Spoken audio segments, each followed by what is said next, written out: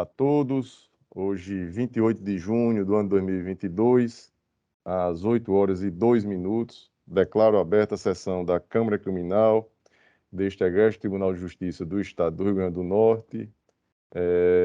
E, Ana, por favor, espelhe aí a ata da sessão anterior para que possamos deliberar a respeito da sua aprovação ou necessidade de eventual retificação.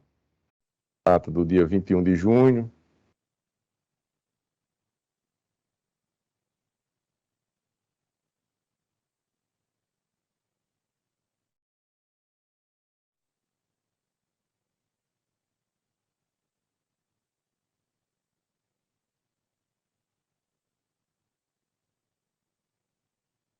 Todos de acordo? De acordo. Aprovada. Expediente algum, Ana? Um momento só, desembargador. Expediente. Pois não. Ofício 02/2022, seccional da OAB-RN, Natal, 23 de maio de 2022. A vice-presidente da OAB, a doutora Maria Lidiana Dias de Souza, agradecendo a moção de congratulações em virtude da sua posse como vice-presidente na instituição e se colocando à disposição. Mais algum? Somente. Obrigado. Comunicação, indicações e propostas. Eu tenho uma que acredito seja uma proposição comum.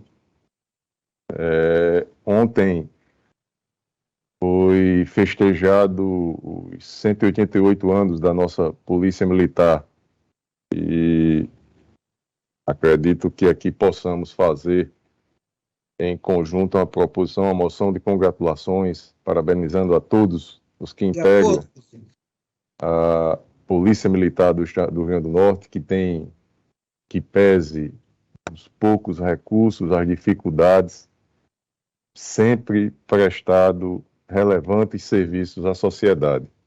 E, acima de tudo, um parceiro institucional. Então, a proposição, com a permissão do desembargador Gilson, acredito também do desembargador Saraiva, conjunta e que seja ela aí encaminhada ao seu comandante, o comandante Alarico, e também o subcomandante Coronel Mendonça. Então, Presidente, Pois não, desembargador Saraiva. se associa à proposição. Eu gostaria, inclusive, presidente, Obrigado, doutor Zé Alves. Pois não, desembargador Saraiva. Vossa Excelência, efetivamente, são 180 anos, quer dizer, uma instituição quase bicentenária, criada em 1834,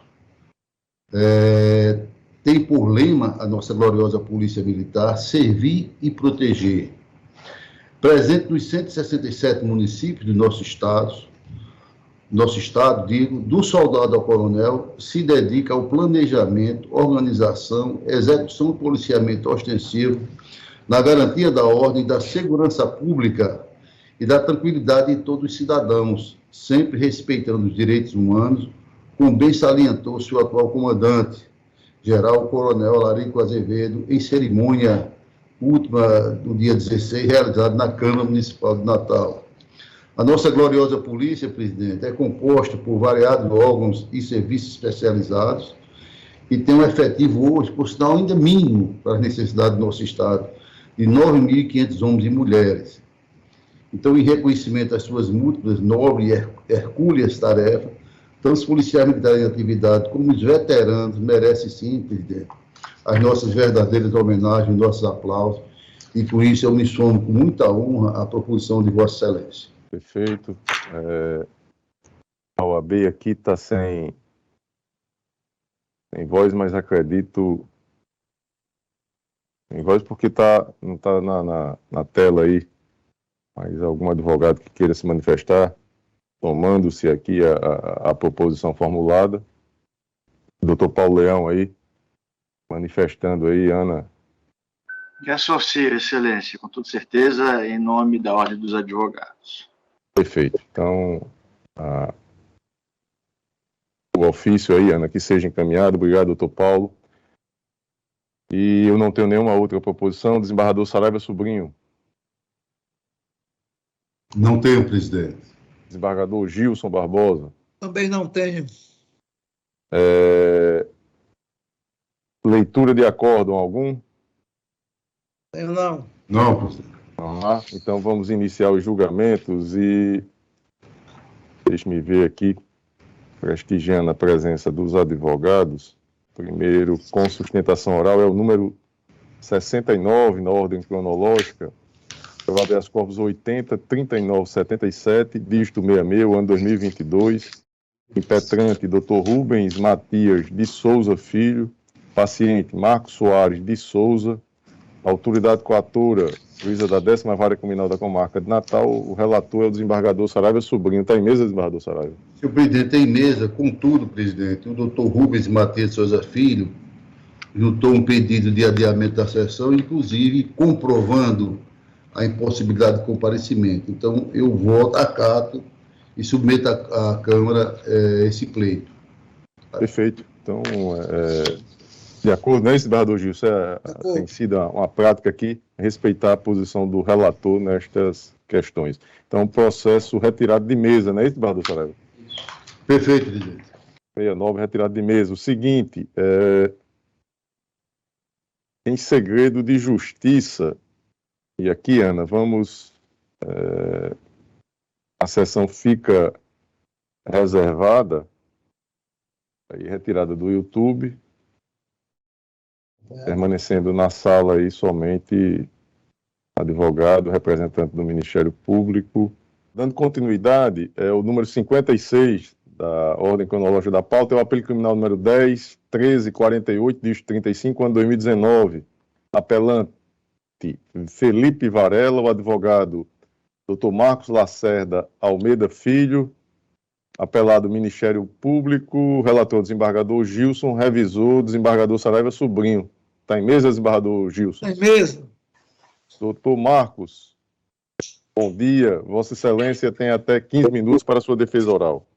Bom dia, excelentíssimo senhor presidente da Câmara Criminal do Tribunal de Justiça do Rio Grande do Norte, o desembargador Glauber Rego, o desembargador relator do presente recurso, o desembargador Gilson Barbosa, excelentíssimo senhor desembargador Saraiva Sobrinho, membro do Ministério Público, servidores, os colegas advogados que porventura estejam nos acompanhando na presente sessão. Quero dar aqui o meu bom dia, deixar registrada a nossa honra em estar participando da presente sessão. Já há algum tempo que não realizo uma sustentação oral.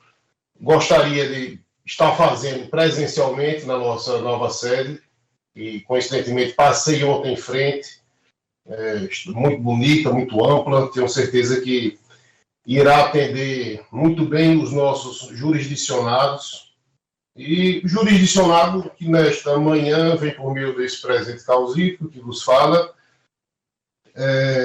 com o objetivo de realizar essa sustentação oral, excelências, senhor presidente, para reparar, data venha, uma excrescência realizada pelo juiz Wacó, que condenou o réu, o apelante, a uma pena, um jovem de 22 anos, a uma pena de 5 anos, com fundamento no artigo 33 da Lei de Drogas, da Lei 11.343 da Lei 11.343 de 2006.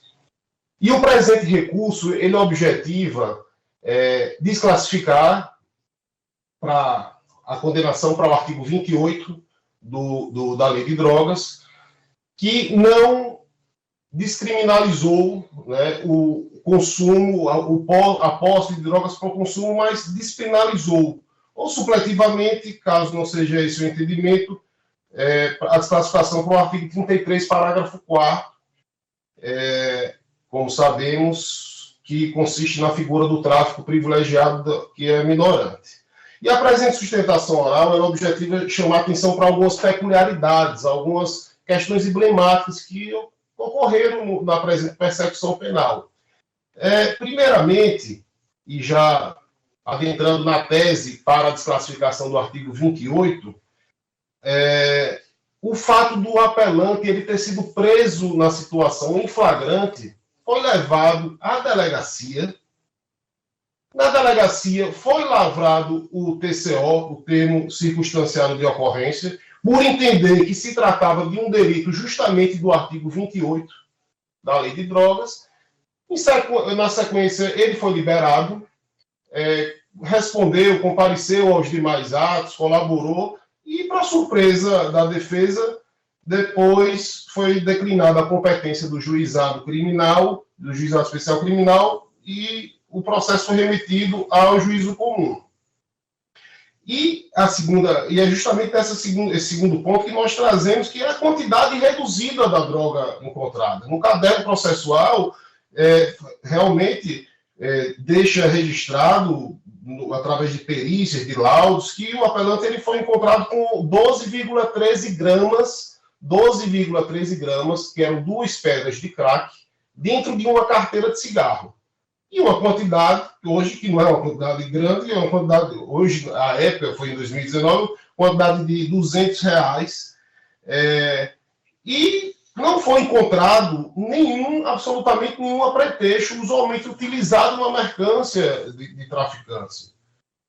Não foi encontrado nenhuma balança de precisão, não foi encontrado nenhum tipo de invólucro praibado de drogas, nenhuma ligação dele com outros integrantes de alguma facção criminosa, que seja. Realmente é um jovem de 22 anos que caiu, à época estava como usuário de drogas, e a sentença ela é vazia de fundamentação, data vênia, porque faz apenas conjecturas e suposições.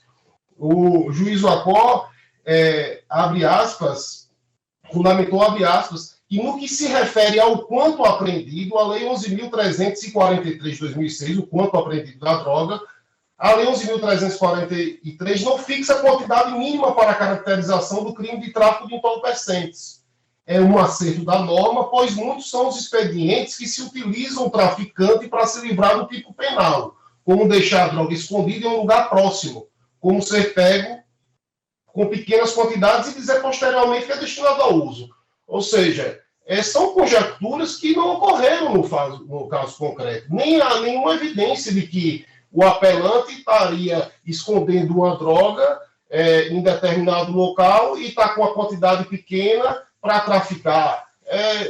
Uma sentença condenatória com base no fundamento desse, me permita a expressão um pouco forte, mas a jogar na latrina o princípio constitucional do contraditório, da ampla defesa, da presunção de inocência, inverter o ônus probatório. Uma sentença condenatória de um jovem de 22, 23 anos a 5 anos, uma condenação nesses termos. Mas, caso assim não entenda, ainda há a figura da minorante, do tráfico privilegiado, no artigo 33, parágrafo 4º, que milita os requisitos, o apelante preenche os requisitos.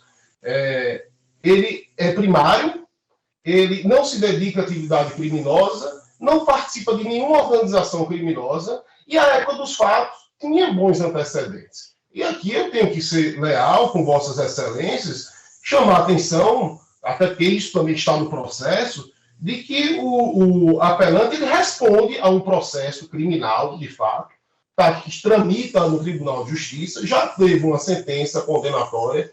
Isso foi um fato posterior ao caso que estamos, aqui que estamos debatendo, que vossas excelências irão julgar, mas que isso também não impede o fato de se estar respondendo ao processo, não impede, mesmo em segunda instância, a aplicação não é óbice para a aplicação do tráfico privilegiado. E esse é o entendimento do STJ, no habeas corpus 644.284 do Espírito Santo, julgado agora, não tem nem um ano, em setembro de 2021, abre aspas, que a causa de diminuição pelo tráfico privilegiado nos termos do artigo 33, parágrafo 4º da Lei 11.343, não pode ter sua aplicação afastada com fundamento em investigações preliminares ou processos criminais em andamento.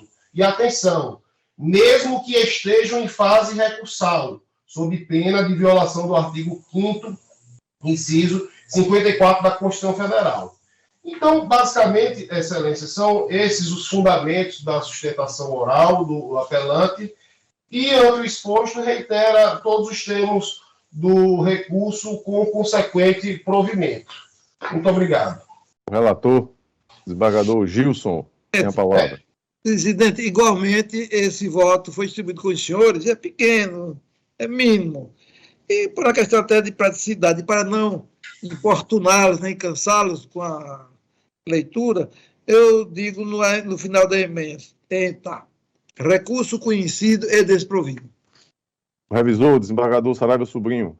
Senhor presidente, com os cumprimentos do doutor advogado, eu, enquanto revisor, vi com segurança o voto do eminente relator e eu acompanho Sua Excelência no todo, com a devida vez. Eu acompanho o relator, ratifico meu voto registrado no sistema, proclamo o resultado, processo julgado à unanimidade dos termos do voto do relator. Doutor Marcos, um abraço, até uma próxima oportunidade, se Deus quiser, presencialmente. Na sequência, é o de número 22 na ordem cronológica, recurso sentido distrito número 804461, distrito 81, ano 2022, recorrente Erasmo Araújo Canela, advogado Dr. Genilson Pinheiro, recorrido do Ministério Público, eu sou o relator, processo em mesa. Dr. Genilson. Pois não, Excelência. Bom dia, Vossa Excelência tem a palavra por até 15 minutos. Bom dia, doutor Glauber. Não estou conseguindo visualizar, Vossa Excelência. Ah, não, Excelência. Agora, Excelência. Ainda não, doutor. Ana Cláudia, você está conseguindo visualizar? Não vejo. Doutor Genilson, vamos passar ao seguinte, e aí Vossa Excelência resolve aí o problema. E a gente retoma o... Cláudia, a gente vai sair e eu peço autorização para entrar novamente, para tentar resolver, tá certo? O 21º é o recurso em sentido distrito número 801876, distrito 56, do ano 2022. A origem, vara única da comarca de São José do Mipibu, recorrente Luiz Rodrigo de Oliveira, advogado Dr. Raulison Souza Dantas, recorrido Ministério Público. Eu sou o relator, processo em mesa. Bom dia, doutor Raulison. Vossa Excelência tem até 15 minutos. Excelentíssimo desembargador Glauber Rego, na pessoa de quem saúdo todos os demais valorosos membros dessa Câmara Criminal, espero que me ouçam bem. Sim. A gente nunca sabe com a tecnologia de hoje em dia, né? Vem de ouvindo. Então, desembargador Saraiva Sobrinho, desembargador Gilson Barbosa, meu respeito, em especial o desembargador Saraiva, a quem admiro já de muitos anos e sigo de perto de muitos anos.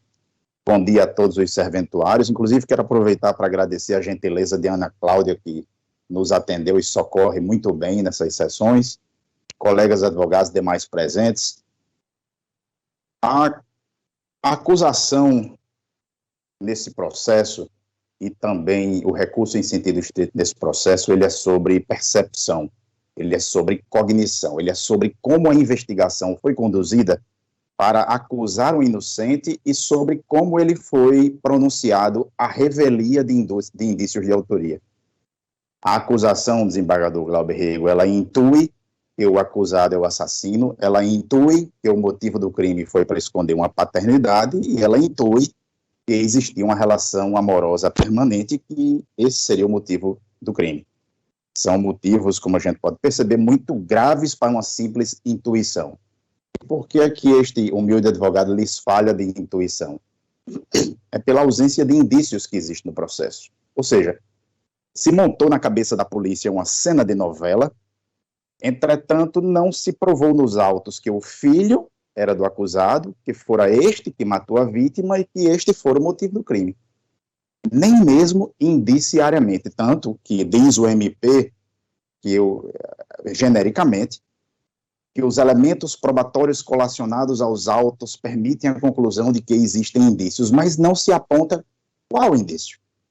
O juízo de piso, Excelência, segue na mesma linha. Existem indícios suficientes de autoria, mas não aponta qual indício.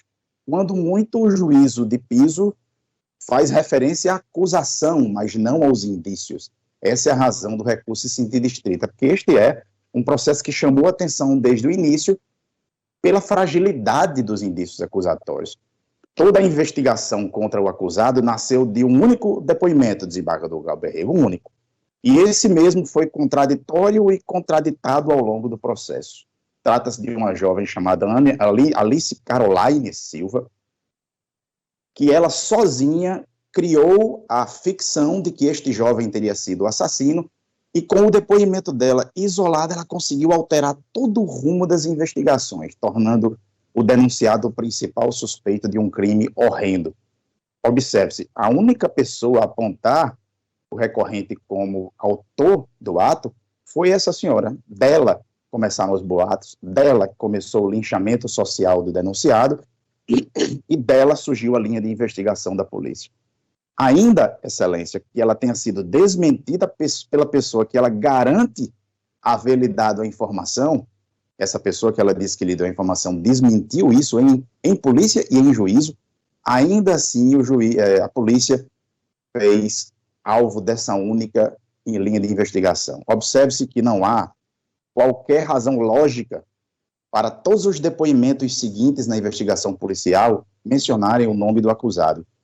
Ninguém viu, ninguém presenciou, ninguém acompanhou qualquer dos fatos alegados, mas todos, magicamente, principiam ter a mesma impressão, a mesma hipótese, a mesma suspeita. E aí, na boca do povo, Excelência, suspeita se converte em hipótese, hipótese se converte em certeza, o boato corre, se espalha, e hoje nós temos Rodrigo como indiciado, como denunciado, como pronunciado, como réu. Muito embora ele tenha levado em instrução processual 4 álibis perfeitos e não contraditados, que afirmam que no momento que o MP diz que o crime ocorreu, o recorrente estava em seu trabalho, distante, acompanhado de seus colegas de trabalho e de seu patrão em local diverso do local do suposto crime. Olha que coisa interessante.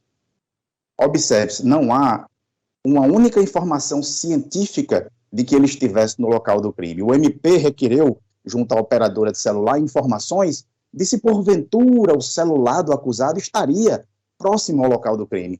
Não estava. A prova não foi produzida nesse sentido, então não serviu ao MP. Além disso, a polícia compareceu a todos os postos de combustível da região para verificar se o acusado, naquele dia, havia comprado combustível, porque logo após o crime houve um incêndio. E todos os postos de gasolina disseram, não, esse jovem nem aqui esteve. É uma regiãozinha pequena, é um sítio pequenininho, todo mundo conhece todo mundo. A polícia tentou comprovar, alegar que o acusado era uma pessoa violenta e apontou uma suposta vítima dele, mas essa vítima foi em juízo e disse, não, ele não é violento, nunca me agrediu, nunca me bateu, não sei nem de onde vem essa história. Inquiridas em juízo, desembargador, a totalidade das testemunhas de acusação, menos a família da vítima, informaram que ele não teria cometido esse crime, que não saberiam informar que ele teria cometido esse crime. Uma das testemunhas, inclusive primo da vítima, disse que não acreditava que ele teria cometido o crime porque tinha visto ele vindo do trabalho posteriormente em uma moto. Então esse é um caso, desembargador, de visão de túnel. Visão de túnel. Esse termo é explicado para autorizar porque é que na prática a polícia consegue narrar detalhadamente fatos e ficar completamente cegos para outros aparentemente óbvios. Visão de túnel. Nesse sentido, uma coisa é inegável, a prova de materialidade, mas não há qualquer indício de autoria. Há várias acusações no processo, desembargador Glauber, há várias acusações no processo, desembargador Saraiva, e talvez essa confusão das acusações é que tenha levado o juízo a, não, deixa eu jogar isso para o júri, é melhor tirar isso da minha mão e jogar para o júri. No final das contas, a defesa demonstrou que não existiam indícios suficientes, e as nuances que permeiam esse processo até hoje são nebulosas. E sabe por quê, desembargador? Porque, inclusive, foi encontrado uma carta de suicídio da vítima, encontrado pela família dela e trazido voluntariamente ao processo. Se ela foi assassinada, não foi por este jovem, que não tem nenhum histórico anterior e contra ele nada provado. E aí, quase nesse ponto, há um requerimento no RESE de decotação do feminicídio. Nós entendemos que há uma dupla valoração e isso gera prejuízo à defesa. Por isso que, subsidiariamente, o recorrente pugna pela exclusão da qualificadora referente ao feminicídio. Ora, é entendimento jurisprudencial pacífico, desembargador Glauber, e as qualificadoras podem ser descartadas na fase de pronúncia quando elas são manifestamente improcedentes e descabidas. É o caso dos autos. Não existia uma unidade familiar entre réu e vítima, isso também não conseguiu se provar no processo. Não existia qualquer relação doméstica entre eles, e, portanto, é incabível qualquer interpretação quanto à existência de violência doméstica.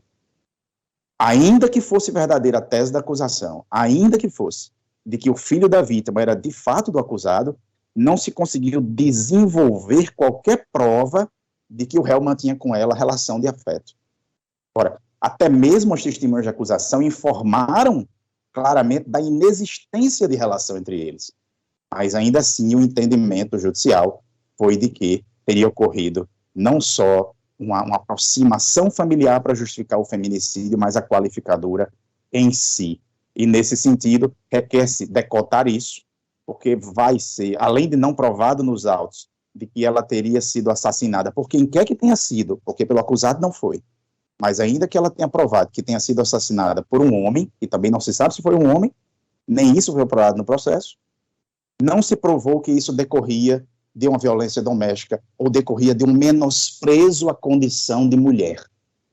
Feminicídio é isso, é o menosprezo à condição de mulher. Não é todo matar mulher que vira feminicídio. É apenas quando se mata em função de ela ser mulher. E se fosse verdade a acusação do MP, de que quem quer que a tenha matado, a matou para esconder uma gravidez, ainda que o fosse, não matou porque ela era mulher, mas supostamente para esconder uma gravidez, que não está vinculado aos elementos subjetivos da condição de mulher. Essa discussão ela é academicamente ainda muito profícua, mas os tribunais começam a pacificar isso. Resta claro, desembargador Glauber, que este motivo está sendo utilizado duas vezes para valorizar duplamente o crime. A uma como motivo torpe e a outra para justificar o feminicídio, indicando-se a paternidade e a gravidez como elemento objetivo para justificar o que se chama de razões da condição de sexo feminino. Uma clara duplicação do uso do mesmo fato pela acusação. Se de fato é este o motivo torpe, e até parece sensato juridicamente que o seja, por quem quer que tenha cometido o crime, o mesmo não pode ser dito da atribuição de feminicídio, e por isso se requer esse decote, ou, remetido ao júri, ele não vai entender essa questão doutrinária, e essa pena será quase que dobrada ao final em quem quer que seja o acusado. Quem quer que tenha cometido este crime, e não foi o réu, obviamente não o cometeu sob a égide do feminicídio. Isso se sabe, desembargador, pela simples leitura dos autos. Um mero e rápido estudo do feminicídio, que obviamente não seria permitido aqui pelo tempo, levaria a isso. Mas observe, o termo feminicídio ele foi cunhado por uma socióloga americana chamada Diana Russell, de volta a 1976, e define o assassinato de mulheres por homens porque elas são mulheres, e não por qualquer outro motivo. Mata-se pela simples condição de ser mulher, o assassinato de mulheres por homens, por elas serem mulheres. Isso é feminicídio. Então, em razão disso, se requer, além da impronúncia pela ausência de indícios, e se esta Câmara entender pela existência de indícios, se pede que os aponte, ou seja, há indícios suficientes, e os indícios são esse e aquele, para, inclusive, validar um recurso posterior, e isso não sendo o caso, que se, obviamente, decote a qualificadora do feminicídio por essa dupla valoração e por essa ausência de contextualização doutrinária. De novo, o pronunciado nega a ocorrência do fato, nega ter sido o autor, não existe absolutamente uma única prova contra ele desse homicídio. Ele estava em local diverso, com 4 testemunhas do trabalho não contraditadas e que, inclusive, declararam em juízo que, se tivessem qualquer dúvida que tivesse sido ele, elas mesmas o prenderiam. Testemunhas muito sérias, povo do interior, aquela gente de caráter que ainda existe na nossa sociedade hoje. Então é de se afastar o tipo penal acima, se o juízo entender pela pronúncia, em virtude de que a acusação realmente não colheu qualquer indício de que o crime, ainda que não cometido pelo aqui acusado, tenha sido cometido em função de sua condição de mulher. Não é de se confundir, termina-se quase aqui, não é de se confundir o crime cometido contra uma mulher com o crime cometido em função do gênero. Se a gente deixar como estudiosos do direito passar essa falha gravíssima, o que dizer do júri? Que responsabilidade estaremos nós levando isso ao júri? De novo, não é de se confundir o crime cometido contra uma mulher com o crime cometido em função do gênero da mulher. Daí a necessária, absolutamente necessária, cotação da qualificadora. E, finalizando, requer-se a pronúncia do rese para impronúncia, requer-se a procedência do rese para impronúncia do réu pela ausência de indícios mínimos de que ele teria sido o autor desse homicídio. Dessa coisa horrenda, dessa coisa terrível. Não há absolutamente. E aí concluo apontando uma provazinha que foi trazida pela acusação, pelo assistente da acusação, no processo. Ele conseguiu encontrar uns descritivos de conversas de WhatsApp no celular da vítima. E nesse celular da vítima, a própria vítima, em diálogo com o acusado, diz claramente que, enquanto viva, claro, não via o acusado há pelo menos 8 meses. Ou seja, está lá, desembargador. Está na conversa de WhatsApp da vítima com o acusado. Ela dizendo que não o via há 8 meses. Veja que a prova está toda produzida a favor do acusado, mas mesmo assim o acusado hoje é pronunciado. Então, requer-se desta turma que, sendo o caso, analise esse processo, reanalise, se for o caso, peça vista. É um caso claro de que um inocente está sendo levado ao cadafalso. E ao cadafalso das redes sociais, e ao cadafalso de uma opinião pública tumultuada por sentimentos terríveis de vingança. É assim que se requer, é assim que se protesta, é assim que se pede a humanidade desta Câmara para assim analisar. Agradecendo o tempo, agradecendo a condição de estar aqui. É sempre muito bom estar com pessoas que sabem mais direito do que nós, que conhecem o direito melhor do que nós. É sempre um constante aprendizado. Eu agradeço a oportunidade. Desembargador Glauber Reg, desembargador José Alves, Francisco Saraiva. Que bom estar entre vocês novamente hoje. Bom julgamento a todos. Muito obrigado.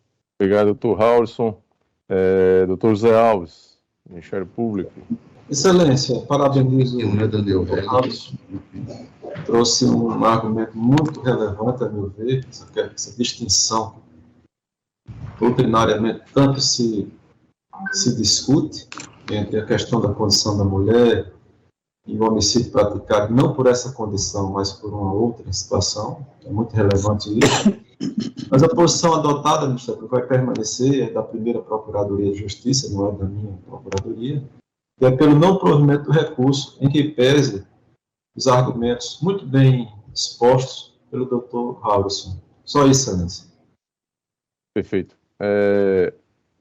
Doutor Raulson, conhecido de muito tempo, professor, um estudioso do direito, um vocacionado para a advocacia, meus parabéns. E eu imaginando aqui, se não fosse essa etapa que estamos julgando, a etapa de pronúncia, estivéssemos no tribunal do júri, eu estaria já me inclinando no sentido, obviamente sem ouvir a acusação, no sentido de atender ao pleito da defesa. Mas este não é o momento para o aprofundamento que se requer para uma absolução ou condenação, e sim um juízo sumário, em que a necessidade é tão somente de que haja materialidade, e nós temos aqui no caso concreto, não se discute,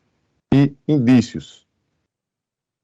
Os indícios, eles restam demonstrados, eu vou ser bem resumido, mas atendendo ao pleito, obviamente que o voto escrito vai estar mais detalhado, eu digo que em sede judicial, a mídia audiovisual de 1356-7905, o delegado de Polícia Civil, Marcos de Oliveira, relatou trecho iniciado aos 4 minutos e 55 segundos da referida mídia audiovisual que, ao chegar ao local, encontrou a vítima enforcada.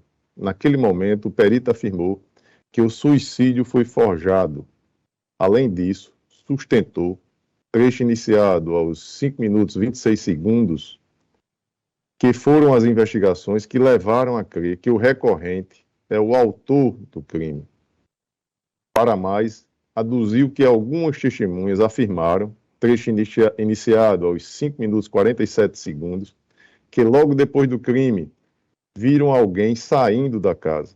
Ademais, alegou ainda o seu depoimento, trecho iniciado aos 6 minutos e 30 segundos, que todos os fatos apurados demonstram que o acusado e a ofendida tinham um relacionamento amoroso. Inclusive, foi comprovada a existência de 300 ligações do recorrente para a vítima. Por fim, declarou, trecho iniciado 7 minutos e 24 segundos, que as provas apuradas das investigações demonstram que o recorrente estava nas imediações da prática do delito. Repito, aqui basta tão somente a existência de indícios. Se verdadeira a testemunho, a afirmação prestada pelo delegado, ela terá a oportunidade de ser desconstituída diante do tribunal do júri. E aí eu faço aqui a transcrição de outros elementos de prova indiciários, elementos indiciários de prova, inclusive testemunhos de Alice Caroline Silva Germano, ainda que único, e se fosse único, seria suficiente para, neste momento em que a dúvida ela justifica o encaminhamento do acusado ao julgamento perante o tribunal do júri, justificaria aqui o desprovimento do recurso de pronúncia. Também não se discute o momento processual ser oportuno para o decote da qualificadora. No entanto, a clareza que é necessária para que isto aconteça não me parece restar comprovado nos autos. Então, em resumo, este é o meu voto no sentido de conhecer e negar provimento ao recurso em sentido estrito. Desembargador Gilson Barbosa, como vota Vossa Excelência? Mantenho o voto já. Desembargador Saraiva Sobrinho. Senhor presidente, eu agora volto um pouco ao Tribunal do Júri da Comarca de Mossoró, e naquela época o juiz da terceira vara acumulava a condição de juiz sumariante, o juiz da instrução e também juiz-presidente do Tribunal do Júri, que não é nem bom, mas posteriormente se corrigiu. Hoje nós temos as varas em si, o juiz de pronúncio, de instrução e a vara dos juízes que estão somente presidem. E eu dizia que é uma das sentenças que, para mim, é uma decisão tão somente, deveria ser um mero despacho, é a pronúncia.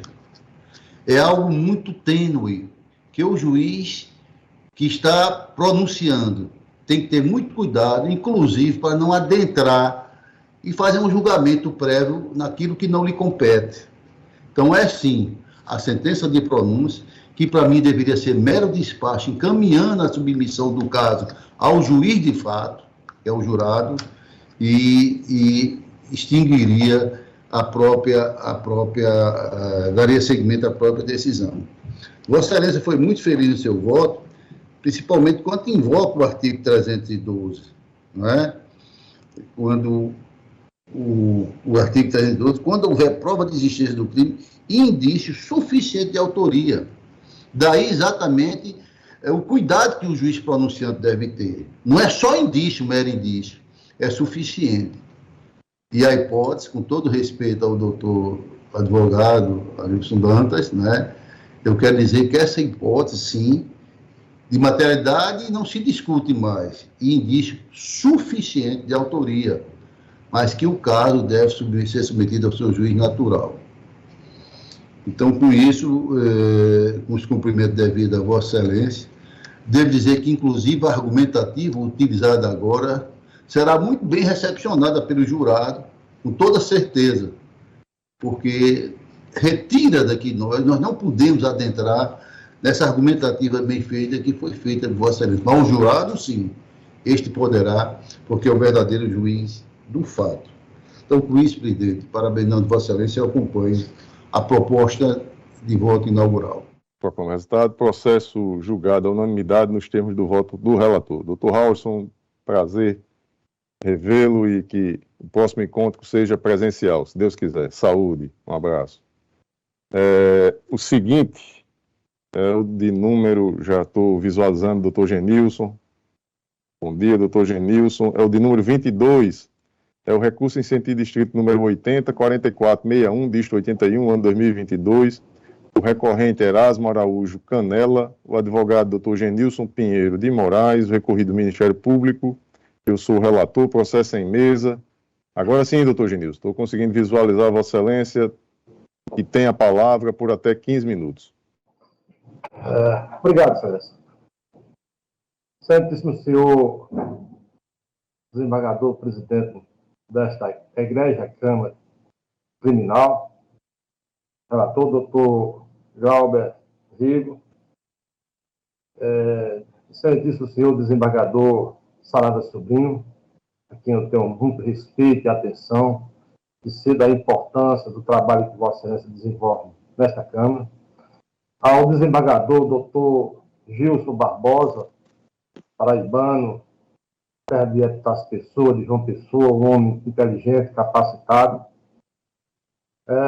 Quero aqui também saudar o procurador doutor José Alves, que se encontra presente, um profissional de respeito e de atenção. Doutor relator,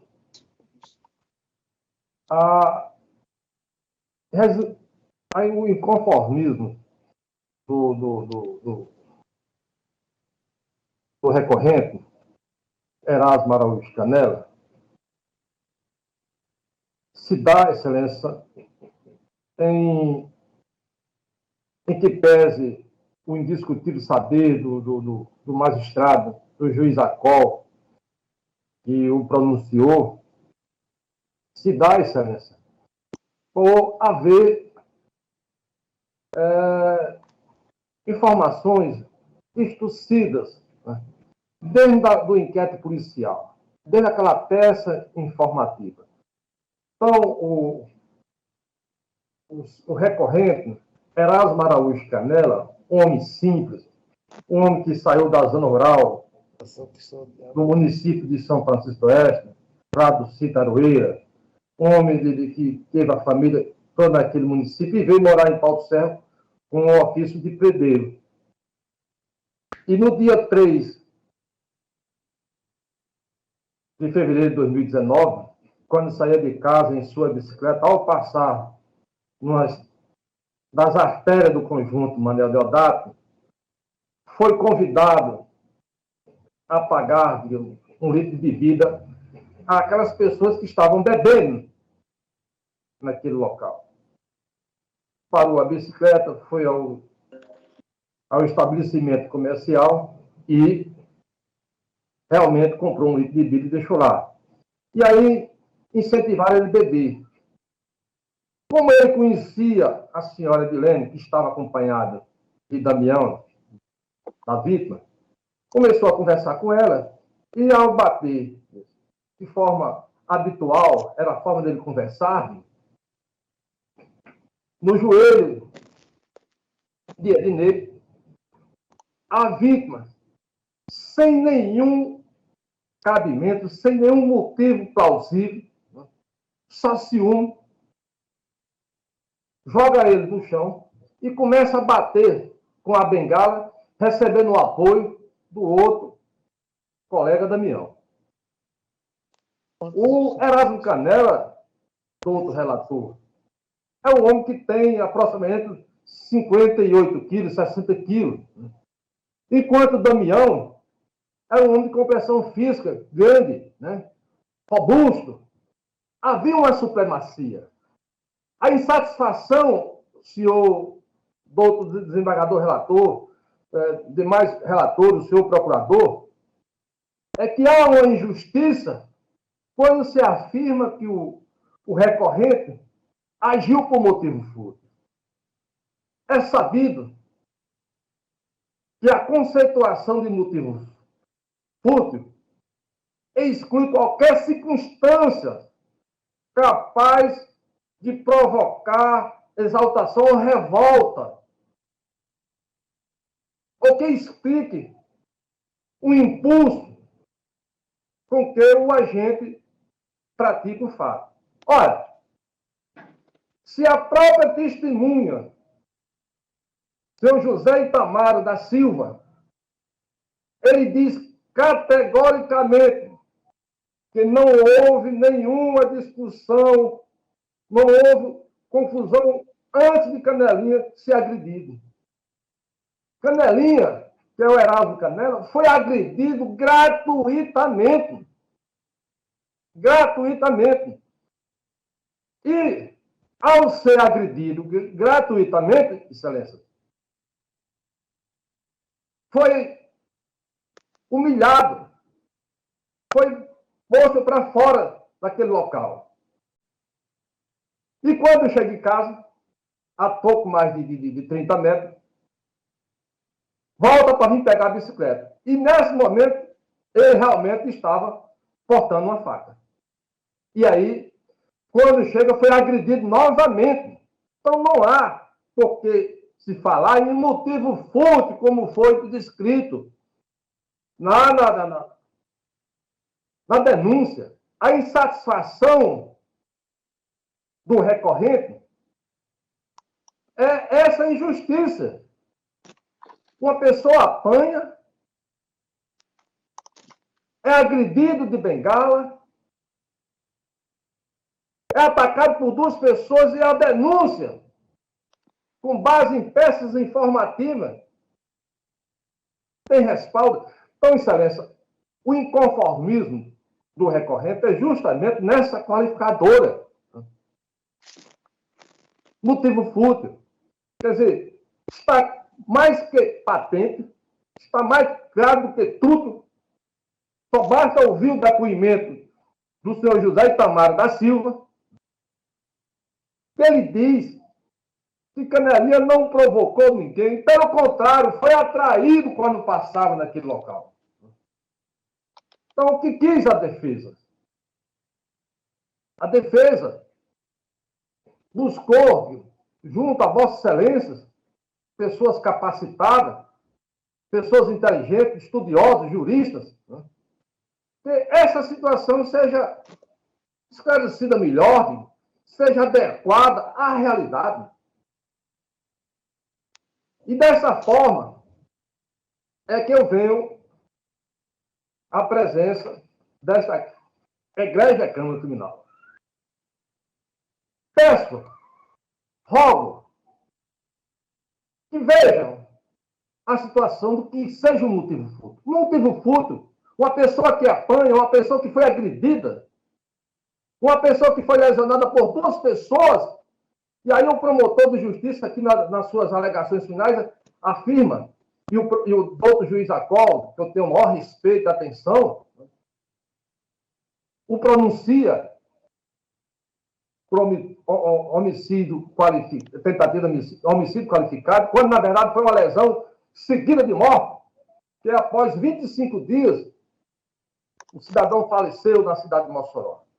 Então eu peço ao nobre relator, ao doutor Saraiva, essa experiência, essa enciclopédia, esse homem que tem capacidade, né? Doutor Gilson Barbosa, que analisa essa situação com ponderação e dê a oportunidade, pelo menos, se não é possível a absolvição ou a impronúncia, a adequação dessa impronúncia, que pelo menos faça essa adequação. Porque Erasmo Araújo Canela, ele foi agredido gratuitamente, injustamente, e, ademais, não tinha intenção e matar ninguém. Ele simplesmente foi buscar sua bicicleta, seu meio de transporte. E quando se aproxima o domingo, que era costume de domingo apolinário, atacar as pessoas, está um histórico, dentro dos autos tem isso, era histórico quando ele se embriagava, atacava as pessoas e novamente tentou agredir Erasmo Canela. Dessa forma, sintetizando, sem delongas, né? Vossa Excelência são capacitadas para analisar essa situação com calma e adequar. Pede-se, pelo menos, a retirada dessa qualificadora do motivo fútil. É assim que se funciona a defesa junto a esse tribunal. Obrigado, Excelência. Obrigado. Né?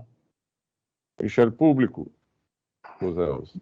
Excelência, mais uma vez parabenizando o doutor Genil, sempre com as sustentações orais muito bem fundamentadas, mas a posição do Ministério Público vai ser mantida a mesma, Excelência. O parecer foi elaborado pela primeira Procuradoria de Justiça, pelo conhecimento e não provimento do recurso, e especificamente em relação à qualificadora do motivo fútil, entendo que essa matéria deve sim ser apreciada pelo juízo natural, que é o conselho de sentença. Só isso, Excelência. Perfeito. Meu voto, eu, mais uma vez, vou tentar resumir, me utilizo basicamente daquilo que disse no julgamento do processo anterior. O momento aqui, ele se satisfaz tão somente com indícios para que o acusado seja encaminhado para o julgamento perante o conselho de sentença. E restou claro na própria defesa oral que, com relação à materialidade e até mesmo à satisfação destes indícios, restam satisfeitos. A defesa oral, ela se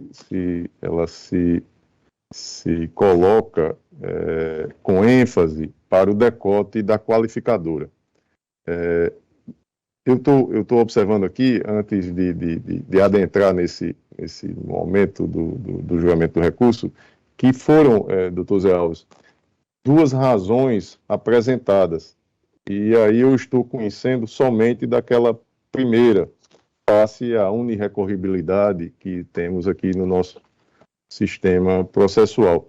E aí eu peço o parecer oral, eu peço desculpas por ter me adiantado, para que não conhecer destas razões extemporâneas apresentadas aí pela defesa, limitando-se à análise daquilo que foi apresentado no primeiro momento. Excelência, eu analisei a preliminar, Vossa Excelência disponibilizou, e eu concordo com a preliminar que Vossa Excelência sustenta. Em que pese, temos o entendimento de que nós temos duas situações, uma interposição recursal e a outra apresentação de razões. Nesse caso específico, elas foram apresentadas bem depois das primeiras razões que foram apresentadas, e não eram complementares. Então, a posição do Ministério Público é pelo acatamento da preliminar que Vossa Excelência suscita.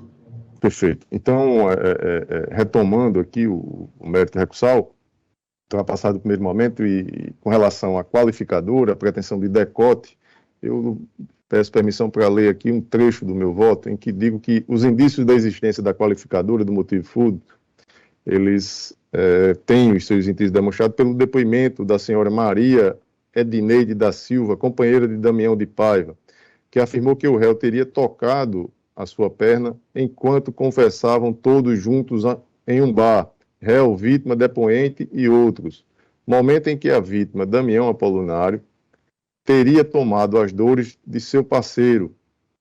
Ao seu turno, o depoente Damião de Paiva e Silva, companheiro da depoente, afirmou que se incomodou porque o acusado tocava nas pernas de sua companheira enquanto conversavam. Ou seja, há indícios de que o delito ocorreu porque a vítima, Damião Apolunário, discutiu, empurrou o recorrente e pediu para que ele fosse para casa, já que logo após o recorrente efetivamente saiu do bar e voltou com a faca para o local dos fatos. Isso aqui tratado, reproduzindo aqui os depoimentos, os trechos dos depoimentos, e que me parece satisfazer este momento processual com relação aos indícios e aí negar provimento ao recurso no sentido de manter a sentença de pronúncia. É o meu voto, o desembargador Gilson Barbosa. Como vota Vossa Excelência? Eu acompanho, Vossa Excelência.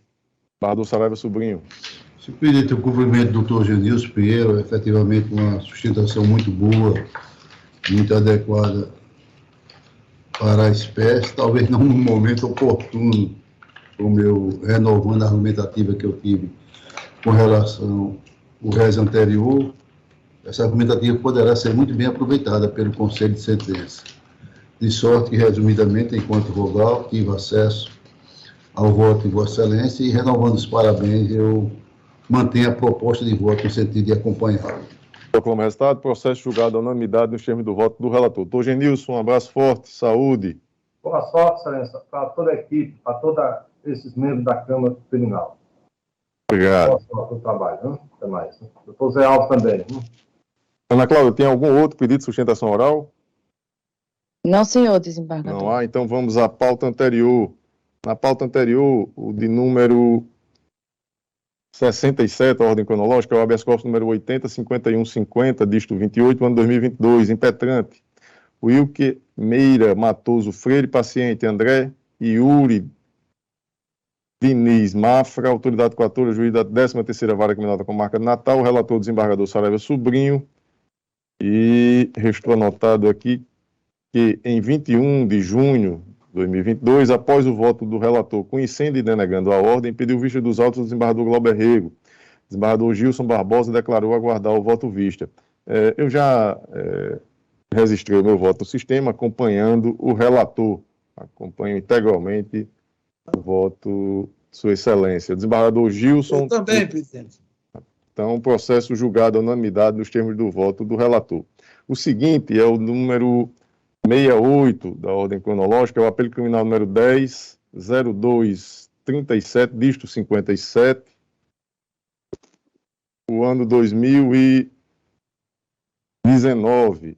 A origem, primeira vara da comarca de Pau dos Ferros, apelante José Deusimar de Paulo Silva, advogado doutor Aldeberto de Alencar Coelho, apelado do Ministério Público. Eu sou o relator e restou anotado aqui que em 21/6/2022, vencido o relator em relação à questão de nulidade probatória, o desembargador Glauber Rego fez a complementação do voto no sentido de entender pela atipicidade material dos dois delitos, aplicando o princípio da bagatela e dando provimento ao apelo. Pediu vista dos autos do desembargador Saraiva Sobrinho. O desembargador Gilson Barbosa declarou aguardar o voto vista. Eu fiz a juntada do meu voto escrito, ratificando aquilo que já tinha dito naquela oportunidade. O desembargador Saraiva também fez o complemento do voto de Sua Excelência, no sentido de negar provimento ao apelo. E desembargador Saraiva vai fazer uso da palavra? Senhor presidente, a proposta de voto de Virgínia de Vossa Excelência foi encaminhada aos vossos gabinetes, e eu gostaria tão somente de fazer alguns destaques, no sentido de que, por que eu não estou acompanhando o bem posto voto de Vossa Excelência. Se Vossa Excelência permitir... Pois não, tem a palavra. Eu digo, principiando pelo crime de posse ilegal de arma de fogo, que é o artigo 12, malgrado Sua Excelência sustente se a apreensão de uma garrucha desmuniciada, entre aspas, insuficiente a impor reprimenda legal, aludida retórica, dada a sua especificidade, não encontra eco confortável na jurisprudência desta Corte, cuja linha de intelecção se assemelha àquela outra adotada pelos tribunais superiores. Como a miúdo tem decidido o STJ, não há, em absoluto, como se aplicar o princípio da insignificância nos delitos de posse e porte de artefato bélico, quando sua ocorrência estiver associada a outro crime, e é o caso, crime ambiental, como foi acontecer na espécie, onde se tem a concomitância de Estado, do posse ilegal de arma de fogo e da captura de espécies de fauna silvestre. Cito a disposição legal.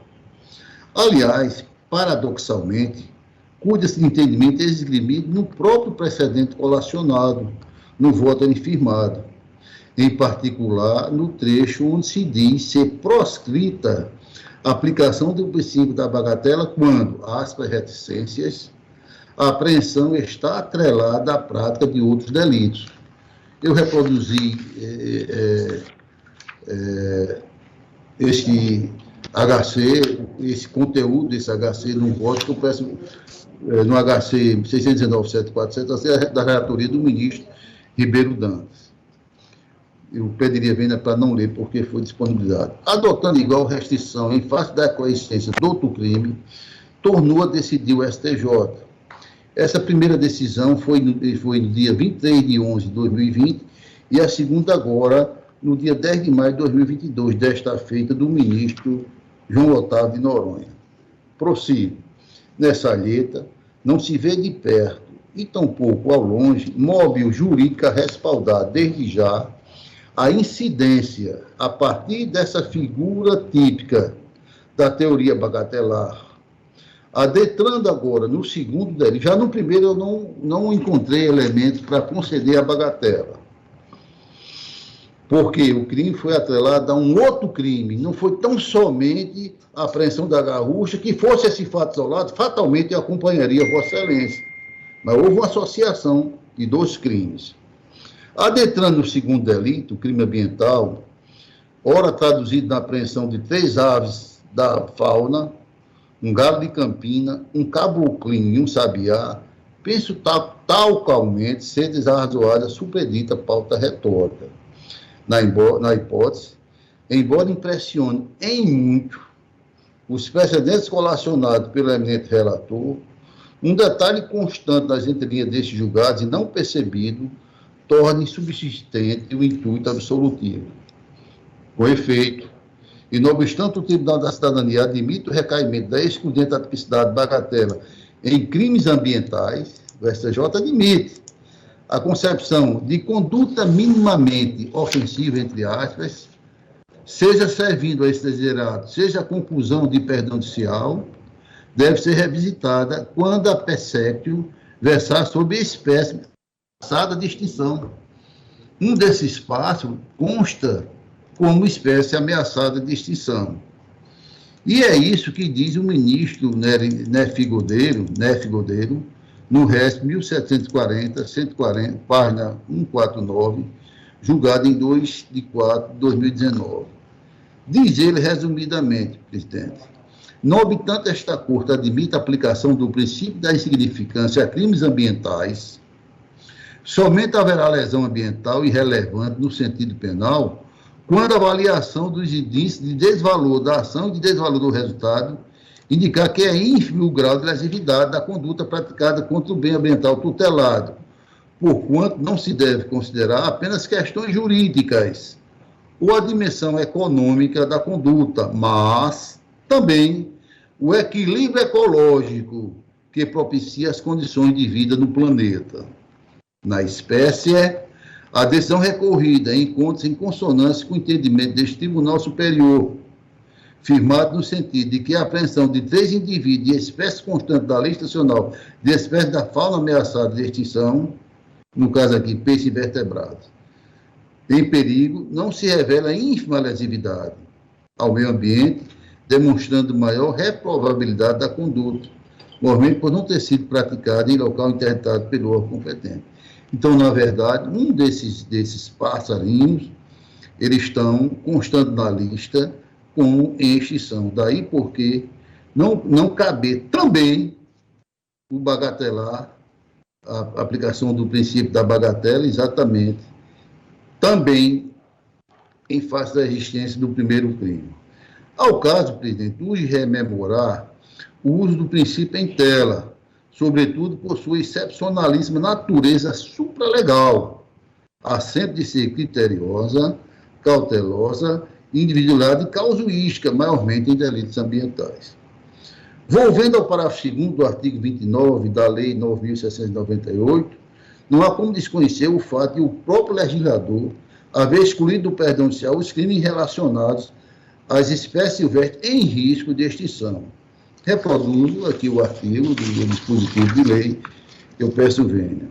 A propósito, Na APCRIM 2019-00279, relatada nesta Câmara pelo desembargador Gilson Barbosa, em 18 de fevereiro de 2020, este pequeno grande detalhe, uma das aves silvestres está em extinção, não passou desapercebido, conforme se apura dos excessos infra. O Superior Tribunal de Justiça admite a aplicabilidade do princípio da insignificância nos delitos ambientais, desde que a lesão seja irrelevante, de modo a não afetar de maneira expressiva o equilíbrio ecológico. Diante do caso concreto, percebe que estão presentes os vetores da conduta minimamente ofensiva, ausência de peculiaridade do agente, reduzido grau de reprovabilidade do comportamento e lesão jurídica inexpressiva, os quais autorizam a incidência do referido princípio. Além do fato de que tais espécies não se encontram ameaçadas de extinção. Eis a diferença. Neste caso aqui, sedimentada por esta Câmara, as espécies não são espécies ameaçadas de extinção. Já para encerrando, na presente dialética, é importante assinalar dentro os paraciformes confiscados, havia um caboclinho, espécie reconhecida de extermínio, como destacou o Tribunal Regional Federal da 4ª Região. Dentre os 3 passarinhos, o caboclinho está em extinção. Tem aqui o acordo do relator do desembargador federal Maurício Cato, de 23 de abril de 2018. Nesse julgado, pontuou o desembargador Maurício Cato, ele relator, traz toda uma argumentativa nesse sentido que eu pediria vênia para não ler.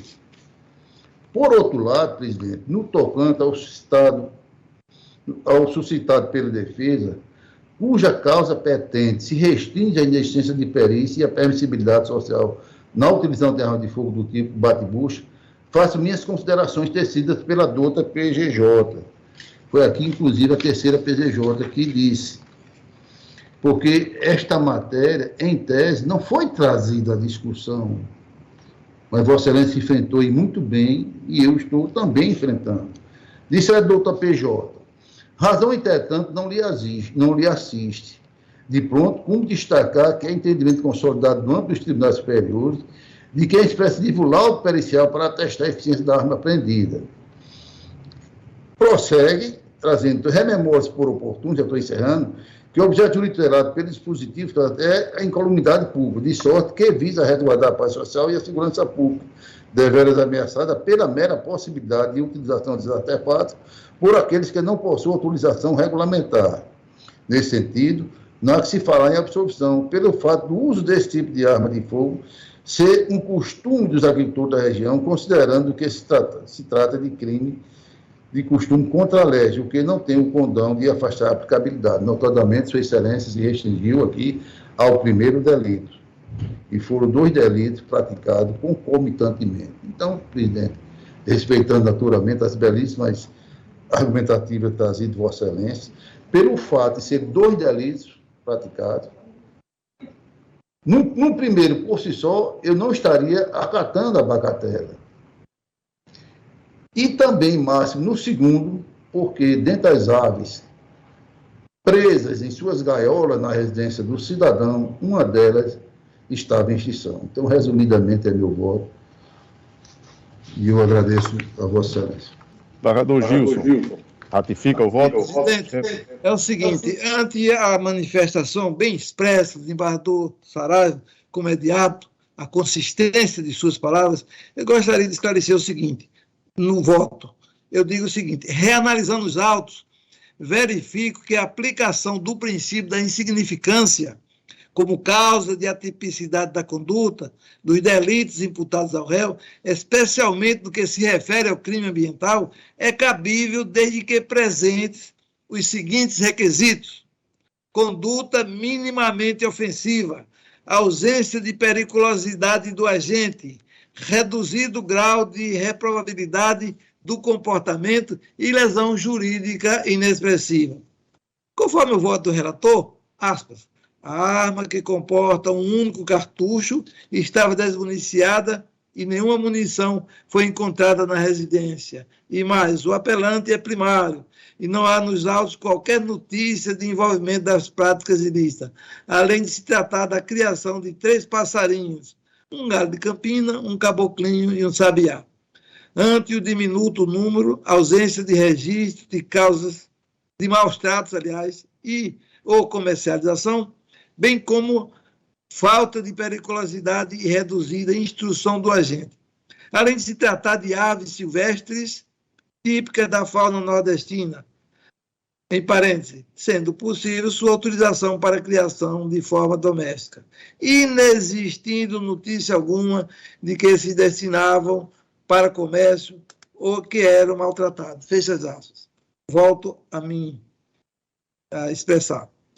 Aliás, esse foi o meu entendimento, mutatis mutandi, no voto da apelação de número 2019-002379, em que a condenação no crime de porte foi mantida em razão do réu transportar uma bolsa contendo uma espingarda de cartucho CBC, calibre 28, modelo 651, com numeração 2851 e 14 cartuchos, calibre 28, sendo 6 deflagrados e 8 intactos, tendo confessado categoricamente a autoria delitiva. E, quanto ao delito ambiental, apliquei o princípio da insignificância pela pequena quantidade de animais silvestres apreendidos em poder do apelante, situação que não afeta de modo significativo o equilíbrio ecológico, caso similar ao dos autos. Deste modo, com a devida vênia, acompanho o voto do senhor relator, considerando a atipicidade material no caso concreto. Eis o meu voto, presidente. Perfeito, desembargador Gilson. Só para concluir, um pequeno detalhe, desembargador Saraiva. No voto do ministro Ribeiro Dantas, em que ele diz que prática jurisprudencial não aplicar a bagatela quando o crime de posse ou de porte de arma de fogo desacompanhada da munição e está associado a um outro crime. No caso concreto, lá do ministro Ribeiro Dantas, ele aplicou o princípio e disse que a arma ou a munição, me parece que lá era munição, tinha sido o acusado apreendido com ele uma quantidade de drogas. E, mesmo assim, ele aplicou o princípio. Este é o precedente que, mutatis mutandis, eu trago no meu voto. E, só complementando o que disse o desembargador Gilson, esses 3 pássaros, comum ser criado em ambiente doméstico no interior. E o caboclinho, o sertanejo, ele conhece, há vários tipos de caboclinho. E essa relação de aves em extinção, ela é renovada anualmente. A referência que Vossa Excelência fez foi do ano 2008 ou 2018, se não estou enganado. Então, não me parece ser o caso concreto. Só essa complementação do voto, e eu proclamo o resultado. Processo, apelo provido por maioria, vencido o desembargador Saraiva Sobrinho, que negava provimento. Vamos na sequência. Não há mais nenhum processo na pauta anterior, nem também pedido de sustentação oral, agora na pauta do dia. E aí, iniciando, Ana Cláudia, por favor, coloque na tela aí os processos na relatoria do desembargador Saraiva Sobrinho. Algum destaque, desembargador Saraiva? Alguma observação? Não tem, presidente. Não tem, Ministério Público, alguma observação nos processos do desembargador Saraiva Sobrinho? Não, Excelência, nenhuma. Não há. Então, o desembargador Gilson ratifica os votos? Presidente, eu acompanho. Do desembargador Saraiva. Acompanho. Eu também acompanho, então, julgados à unanimidade nos termos do voto do relator. Desembargador Gilson, na relatoria de Vossa Excelência. Eu quero retirar de pauta o de número 54 e tenho 2 destaques. Número 54, retirado de pauta. Ana Cláudia, 54, retirado de pauta. Deixa eu só identificá-lo aqui, o 54. 54, é o apelo criminal número 3376, dígito 61, ano 2012. Pois não, os dois destaques, desembargador Gilson. Os dois destaques. O primeiro é o 53 da pauta, é uma apelação criminal, GSM, é apelante, e o defensor público, o doutor Luiz Gustavo, e tem uma preliminar de não conhecimento parcial do recurso quanto ao pleito de incidência da multa prevista no artigo 265 do Código de Processo Penal. O Ministério Público, doutor Zé Alves, matéria de competência da execução penal, como se pronuncia com relação à preliminar? Excelência, a preliminar do desembargador Gilson é com relação à aplicação da multa, não é isso, Excelência? Isso. Correto. Exatamente. Então, por não ter sido observado o princípio do contraditório, Vossa Excelência está citando a matéria preliminar, não é isso? E eu concordo com a preliminar de Vossa Excelência. Perdão, eu tinha dito que era a questão da competência da execução penal. Então, matéria não conhecida, a opinião, e o Ministério Público concorda. Desembargador Gilson, tem a palavra. No final, eu digo na emenda, recurso conhecido em parte e desprovido. Mais algum destaque, desembargador Gilson? Tem. O processo 65 da pauta, 65, Pois apelação não. criminal. Eu tenho duas preliminares, presidente. A primeira de não conhecimento parcial do recurso quanto ao pleito de anulação do processo por vícios ocorridos no inquérito policial. Eu vou adiantar logo o segundo, porque o senhor do Ministério Público ele é muito hábil e tem condições de dar um voto completo. A segunda preliminar, de não conhecimento parcial do recurso quanto ao pleito de absolvição por insuficiência de provas. São essas duas preliminares. A manifestação do Ministério Público com relação às duas preliminares, doutor Zé Alves. Excelência, eu analisei as duas preliminares e concordo com ambas, Excelência. A primeira, como bem disse o desembargador Gilson, em relação dos vícios ocorridos no inquérito policial. Então, esses vícios, eles não subsistem, eles encerram com a fase de pronúncia, né?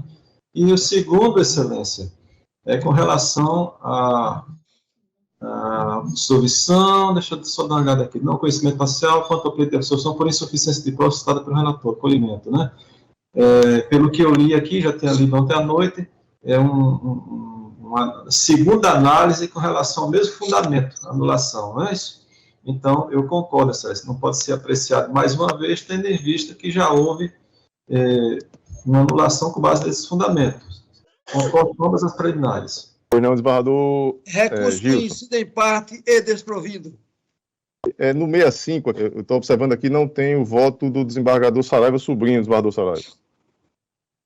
65, que é este em que as duas preliminares foram suscitadas pelo relator e, no mérito, aquilo que é conhecido, a matéria conhecida, é negado provimento. Vossa Excelência... Presidente, eu estou acompanhando o relator. Só checar aqui no meu, se não foi liberado o voto.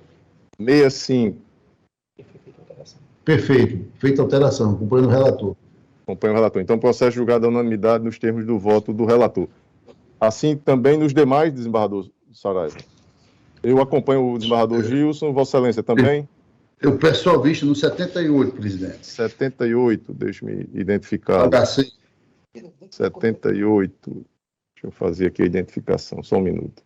O processo é em segredo de justiça, e aí eu vou passar a palavra ao relator, vou identificar, passar a palavra ao relator, proferir o seu voto, e aí na sequência, o habeas corpus número 80.13.18, dígito 84, ano 2022, paciente Aquiles Fernandes Teixeira, impetrante doutora Daniele Guedes de Andrade, autoridade coatora, juíza de direito da segunda vara de violência doméstica e familiar da comarca de Natal. Desembargador Gilson, processo é em segredo de justiça, Vossa Excelência...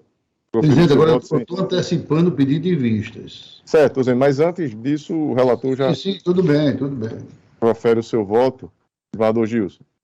Bem, eu no final eu digo o seguinte, que conheço e concedo a ordem tão somente quanto ao pleito subsidiário, no sentido de que a vítima informe nos autos da ação penal, de número já identificado, os horários comumente frequentados por ela nas academias em que trabalha, qual seja CEF de Lagoa Nova e PULSE, nos termos do voto do relator. Perfeito.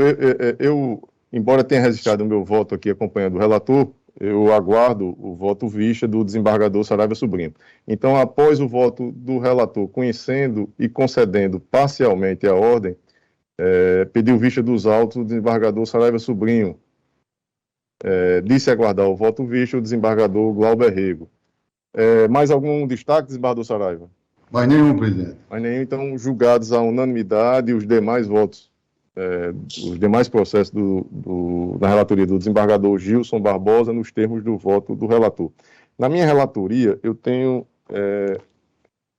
necessidade de parecer oral, diz doutor José Alves, aí nos de número, deixe-me só identificá-los aqui.